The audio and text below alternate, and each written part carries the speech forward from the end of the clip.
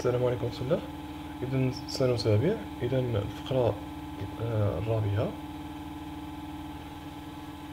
هي la cimentation du sable dans un milieu aérien. إذا نشوفو la cimentation du sable en milieu aérien. إذا في le milieu aérien هنايا كيكون عندنا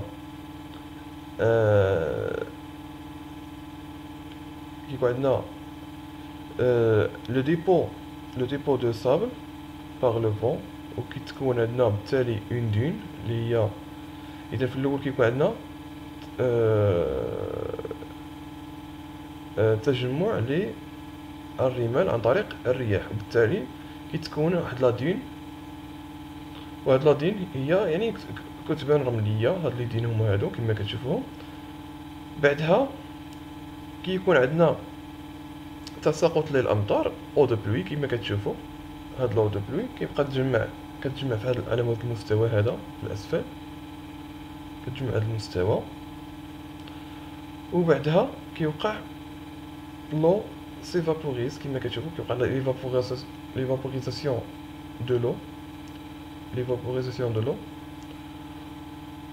où les minéraux vont se précipiter ici entre les grains de sable.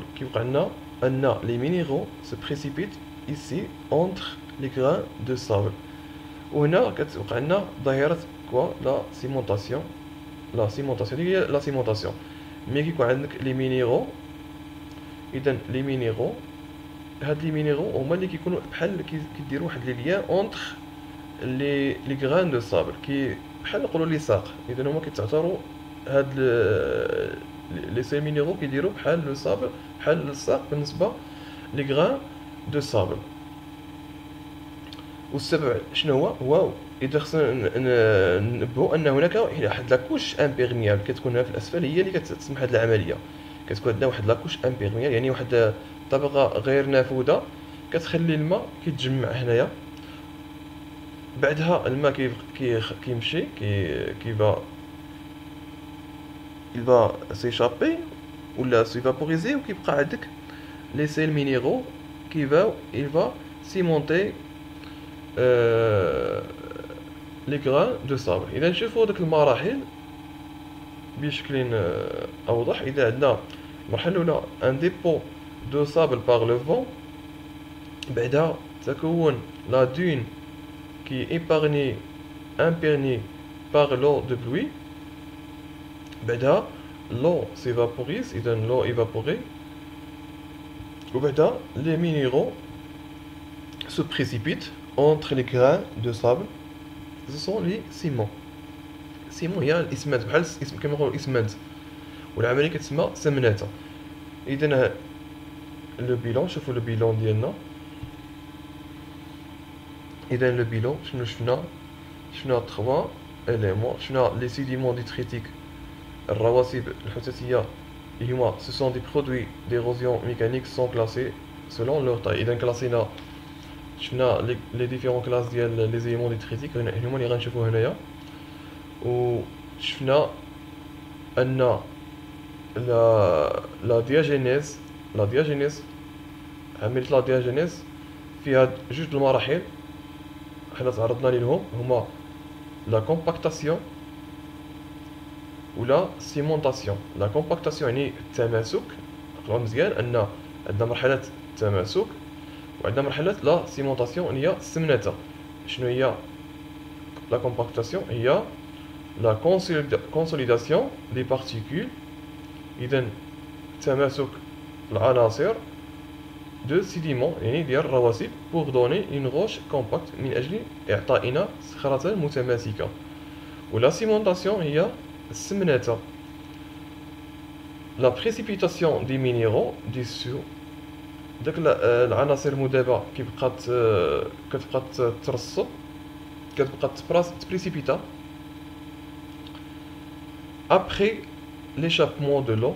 ملي يتم قبلها ان الماء كيخرج فورمون انسي ان سيمون. اذا وبعدا كيكون لك داك لي زيليمون ديسو كيكون لك لو سيمون اللي هو بحال نقولوا الاسمنت Le ciment, il relie les grains des sables déjà كانوا خدعوا la compactation. إذا نشوفوا هذا الجدول هذا أيضا كيعطينا une classification des roches basée sur la taille et la nature des grains معتمدين على قد وطبيعة العناصر أو الحبيبات. Classification de Grapeau. عندنا le diamètre des grains plus de 2 mm. La roche meuble كتسمى هي les galets أو le gravier. إذا la roche meuble كتكون هي مكونة من les galets et le gravier. يعني لا روش موبل، الفرق بين لا روش موبل و لا روش كونسوليدي، لا روش موبل كتكون مازال ما متماسكاش، يلا وقع عندنا لا سيديمونطاسيون، كتكون من هذا من لي غرافي اللي هما الحصى، لي غالي هما لي بلوك او الصخور كبيرة الحجم، كتعطيك ماذا؟ كتعطيك اون روش كونسوليدي، صخرة متماسكة. هاد الصخرة المتماسكة كتسمى الروديت، لا روديت أو لو كونغلوميرا أي الرصيص. وفي أنواع لي بغيش، فراغمون أغوندي كيكون عناصر دائرية مستديرة. وعندك لو ديامتر أونتر 62.5 ميكرومتر أ 2 مليمتر. هاد العناصر هما لي صابل والصخور اللي كنحصلوا عليها من الصخور لي غوش موبل هما لي غوش كونسوليدي، يعني الصخور المتماسكه اللي كنحصلوا عليها هي لاغينيت. هنا شفنا الكونغلوميرا، هنا لاغينيت شفنا لو غري كيكون مكون من كوارتز اللي هو المرو. عندنا صخور اخرى، اذا شفنا واحد المثال، عندنا المولاس وعندنا لاركوز وعندنا ليتاغينيت وعندنا لي كاركينيت وعندنا لي فيريانيت. هادو كله انواع ديال الصخور اصلها كتجي من لي صابل. وعندك نوع اخر ديال الصخور الاصل ديالها دي غران de diamètre plus petit que 62.5 micromètres.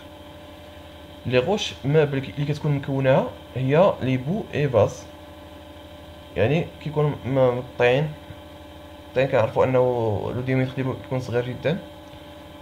ولي روش كونسوليدي كنحصلوا عليهم منها هما لي لويتيت او لي بيليت.